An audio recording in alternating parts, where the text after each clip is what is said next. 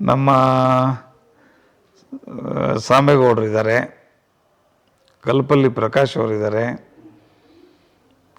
ಆನಂದ್ ರೆಡ್ಡಿ ಅವರಿದ್ದಾರೆ, ರಘುಪತಿ ರೆಡ್ಡಿ ಅವರಿದ್ದಾರೆ, ಬಲ್ಶೆಟ್ಟಳ್ಳಿ ವೆಂಕಟರಾಮೇಗೌಡರಿದ್ದಾರೆ. ಮೂಡಲಕೆರೆನ ಸುದ್ದಿ ವಾಹಿನಿಗೆ ಸ್ವಾಗತ. ಇದು ನಿಮ್ಮ ವಿಶ್ವಾಸ ಸುದ್ದಿಯ ಪ್ರತೀಕ. ಶಾಸಕರ ಬಗ್ಗೆ 1 ವರ್ಷ ಆಗ್ತಾ ಬರ್ತಾ ಇದೆ.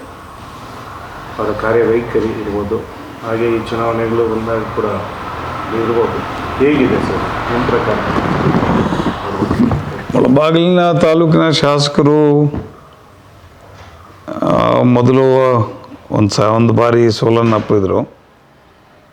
ಸೋತರೂ ಕೂಡ ತಾಲೂಕನ್ನು ಬಿಡದೆ ಪ್ರತಿ ಹಳ್ಳಿಗೂ ಭೇಟಿ ಕೊಟ್ಟು ಪ್ರತಿಯೊಬ್ಬರ ಕಷ್ಟ ಸುಖಕ್ಕೆ ಸ್ಪಂದಿಸಿ ಎಲ್ಲ ಕೆಲಸ ಮಾಡಿದ್ರಿಂದ ಜನ ಅಭೂತಪೂರ್ವವಾಗಿ ಅವರನ್ನು ಗೆಲ್ಲಿಸ್ಕೊಟ್ರು.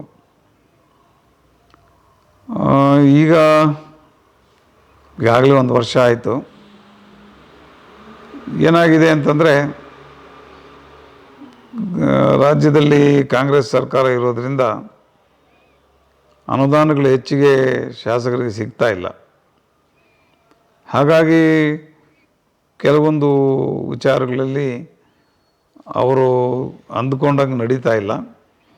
ಆದರೂ ಕೂಡ ಏನೋ ಕಷ್ಟಪಟ್ಟು ಕೆಲವು ಸವಲತ್ತುಗಳನ್ನು ತಗೊಂಡು ಬಂದು ಜನಗಳಿಗೆ ಕೊಡ್ತಾ ಇದ್ದಾರೆ. ಹಾಗೇನೇ ಇನ್ನೊಂದೇನು ಅಂತಂದರೆ, ಆತನ ಶಾಸಕರು ಕೂಡ ಒಬ್ಬ ಉದ್ಯಮಿ. ಮತ್ತು ಈಗಾಗಲೇ 2 ಚುನಾವಣೆಗಳಲ್ಲಿ ಬೇಕಾದಷ್ಟು ಸಂಪನ್ಮೂಲಗಳನ್ನು ಕಳ್ಕೊಂಡಿದ್ದಾರೆ. ಸೊ ಅವುಗಳೆಲ್ಲ ಸರಿದೂಗಿಸ್ಬೇಕಾದ್ರೆ ಅವ್ರಿಗೂ ಕೂಡ ಸ್ವಲ್ಪ ಸಮಯ ಬೇಕಾಗ್ತದೆ. ಉದ್ಯಮಿ ಆಗಿದ್ದಾರೆ, ಬೇರೆ ಬೇರೆ ಇದರಲ್ಲಿ ತೊಡಗಿಸ್ಕೊಂಡಿದ್ದಾರೆ. ಅಷ್ಟೆಲ್ಲ ಕೆಲಸದ ಒತ್ತಡದ ನಡುವೆ ಕೂಡ ತಾಲೂಕಿಗೆ ಬಂದು ಒಳ್ಳೆಯ ಕೆಲಸಗಳನ್ನು ಮಾಡ್ತಾಯಿದ್ದಾರೆ. ಇನ್ನೂ ಹೊಸಬರಾಗಿರೋದ್ರಿಂದ ಸ್ವಲ್ಪ ಅವ್ರಿಗೂ ಎಕ್ಸ್ಪೀರಿಯನ್ಸ್ ಬೇಕಾಗ್ತದೆ. ಈಗಾಗಲೇ 1 ವರ್ಷ ಆಗಿರೋದ್ರಿಂದ ಒಳ್ಳೆಯ ಎಕ್ಸ್ಪೀರಿಯನ್ಸನ್ನು ಕೂಡ ಪಡ್ಕೊಂಡಿದ್ದಾರೆ. ಇನ್ನು ಮೇಲೆ ಎಲ್ಲ ಏನು ಇಲಾಖೆಗಳಿದೆಯೋ, ಇಲಾಖೆಗಳ ಮೇಲೆ ಹತೋಟಿ ತಗೊಂಡು ಎಲ್ಲ ಇಲಾಖೆಗಳನ್ನು ಗುರಿ ಮುಟ್ಟಿಸೋ ಕಡೆ ಹೋಗ್ತಾರೆ ಅಂತ ನಮ್ಮ ಭಾವನೆ ಇದೆ. ಅದೇ ರೀತಿ ಹಾಲು ಉತ್ಪಾದಕರ ಸಂಘದ ನಿರ್ದೇಶಕರಾಗಿದ್ದೀರಿ. ಈಗ ಚುನಾವಣೆ ಬರ್ತಿದೆ, ಈ ತಿಂಗಳು ಬರ್ಬೋದು, ಜೂನಲ್ಲಿ ಬರುವಂಥ ಸಂದರ್ಭ ಇದೆ, ಜುಲೈನಲ್ಲಿ ಬರೋ ಸಂದರ್ಭ ಇದೆ. ನೋಡಬೇಕು, ಇನ್ನೂ ಫಿಕ್ಸ್ ಆಗಿಲ್ಲ. ಚುನಾವಣೆ ಮುಗಿದ ಮೇಲೆ ಹೌದೌದು, ಈ MP ಚುನಾವಣೆ ಆದಮೇಲೆ ಮತ್ತೆ ನಮ್ಮ ಜುಲೈನಲ್ಲಿ ಆ ಮಧ್ಯೆ ಬರುವಂಥ ಒಂದು ಸಂದರ್ಭ ಇದೆ. ಇನ್ನು ಮತ್ತೆ ಹೇಗಿದೆ ಸರ್ ವಾತಾವರಣ? ಮತ್ತೆ ನೀವು ಮುಂದಕ್ಕೆ ಕನ್ಸಲ್ಟ್ ಮಾಡ್ತೀರಾ? ಸರ್, ನಾನು ಈಗಾಗಲೇ 4 ಬಾರಿ ಚುನಾವಣೆಗೆ ನಿಂತಿದ್ದೀನಿ ಮಿಲ್ಕಿ ಯೂನಿಯನಲ್ಲಿ. ಅದರಲ್ಲಿ 3 ಬಾರಿ ಗೆದ್ದಿದ್ದೀನಿ. 1 ಬಾರಿ ಅಲ್ಪ ಮತಗಳ ಅಂತರದಿಂದ 3 ಮತಗಳ ಅಂತರದಿಂದ ನಾನು ಸೋತಿದ್ದೀನಿ. ಈಗ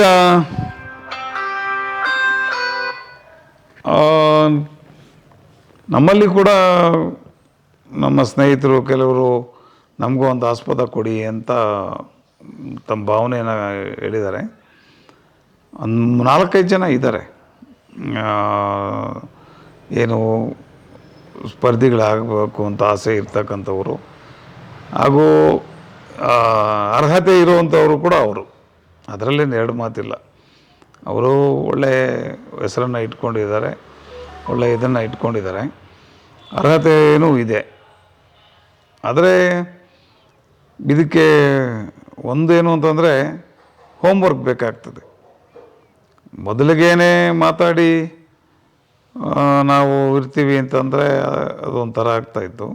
ಸ್ವಲ್ಪ ಹೋಮ್ವರ್ಕು ಬೇಕಾಗ್ತದೆ. ಆ ಒಂದು ನಿಟ್ಟಿನಲ್ಲಿ ಜೊತೆಗೆ ಭಾಳಷ್ಟು ಜನ ಸಾರ್ವಜನಿಕರು, ಡೈರಿ ಅಧ್ಯಕ್ಷರುಗಳು ಮತ್ತು ಇವರೆಲ್ಲ ಕೂಡ ಮತ್ತೆ ನೀವು ಕಂಟೆಸ್ಟ್ ಮಾಡಿ ಅಂತ ಒತ್ತಡ ತರ್ತಾ ಇದ್ದಾರೆ. ನಾವೆಲ್ಲ ಮುಖಂಡರು ಸೇರಿ ನಮ್ಮ ಯಾರು ಇನ್ನೂ ಬೇಕು ಅಂತ ಇದ್ದಾರೋ, ಕಂಟೆಸ್ಟ್ ಮಾಡಬೇಕು ಅಂತ ಇದ್ದಾರೆ,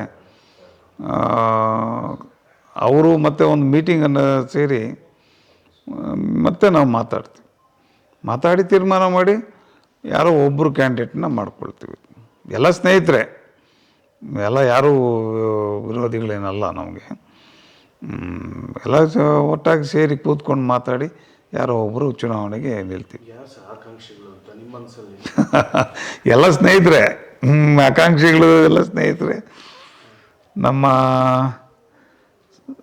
ಸಾಮೇಗೌಡರು ಇದ್ದಾರೆ, ಕಲ್ಪಲ್ಲಿ ಪ್ರಕಾಶ್ ಅವರಿದ್ದಾರೆ, ಆನಂದ್ ರೆಡ್ಡಿ ಅವರಿದ್ದಾರೆ, ರಘುಪತಿ ರೆಡ್ಡಿ ಅವರಿದ್ದಾರೆ, ಬಲ್ಶೆಟ್ಟಳ್ಳಿ ವೆಂಕಟರಾಮೇಗೌಡರಿದ್ದಾರೆ, ಇನ್ನೂ ಇದ್ದಾರೆ ನಮ್ಮಲ್ಲಿ. ಆ ಒಂದು ಇದಕ್ಕೆ ಅರ್ಹತೆ ಇರೋಂಥವರು ಭಾಳ ಜನ ಇದ್ದಾರೆ. ಇವರು ನಮ್ಮ ಪ್ರಮುಖರು ಇದರಲ್ಲಿ. ಹೌದು, ಕೂತು ಚರ್ಚೆ ಮಾಡಿ ಎಲ್ಲ ಯಾವ ರೀತಿ ಹೇಳ್ತಾರೆ ಆ ರೀತಿ ಹೋಗ್ತೀವಿ.